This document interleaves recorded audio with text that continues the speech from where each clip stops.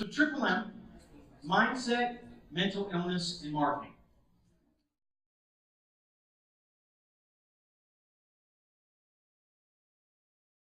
And then marketing. I ran a marketing company for 10 years. That's how.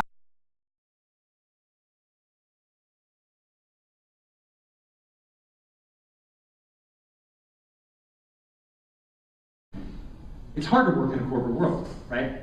It's hard to be in your cubicle and freak out when the keyboard doesn't work and you're like, oh my God, that keyboard won't work! Oh my God, I'm freaking out of that! Like, that's what. So as you can imagine, it really helped save my life for 10 years. And I literally mean saved my life. Okay? So that's what we're going to talk about. Look around the room. Just look. You don't have to put your hand all the way up. That's okay. You don't have to be so proud of the embarrassment. That's a lot of people, right? Now imagine somebody being ashamed of something horrible. And that shame or embarrassment you had multiplied by 10 or 20, if you can imagine. Of your actual client towards their own care and towards you and towards life in general. And then what is your mindset towards your client? We'll go through a few things. You know, some people you're just very supportive, right? You love all your clients. They're always great. Even when they dump on you, you still love them. Some of you hate your clients, right? You resent your clients. You want to kick them out the door constantly. Right? And it's okay. I'm not down on anybody in here. Everything has a strength and everything has a weakness, but we'll talk about it, okay? And then at the end of that, I'll ask a few of you to share. You get an opportunity to get up and share what you see about mindset, how it affects you, maybe a goal you want to do in the future, okay?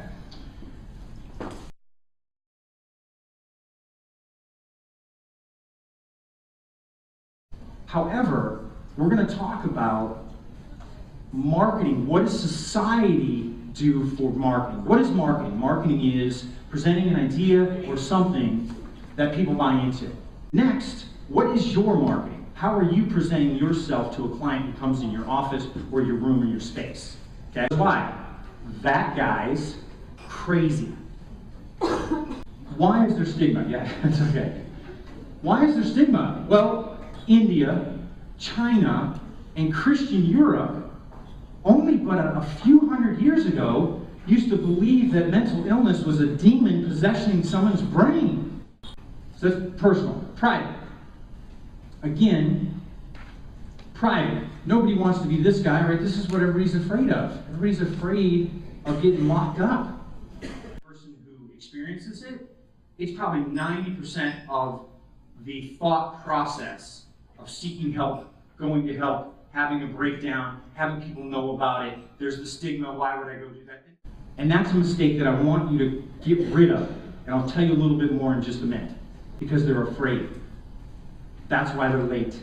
You're never late for what you're excited about.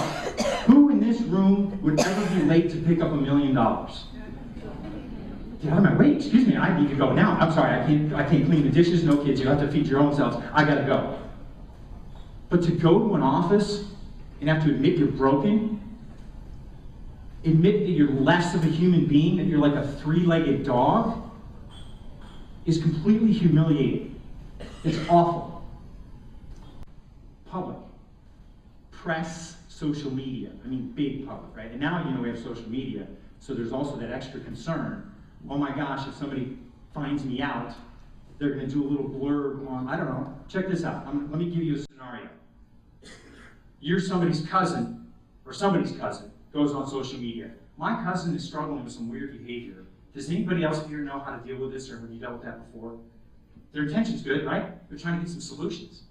While they just take that person's underwear and fling it onto social media, right? Wouldn't that be like that? Hey, my cousin has dirty underwear.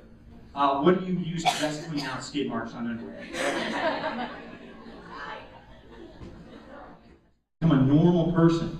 Here's where it gets dangerous. Down at negative 100, and life is falling apart. And I'll share my experience. You know, I had a huge breakdown the last 2 weeks before I got here. Like enormous, like that. Like I had suicidal ideations, as we technically call them, right? And just so you know, I do sales. And I had 2 weeks that were horrible. I didn't make any money. The store was bad. It was just a horrible experience. And I was so upset at first.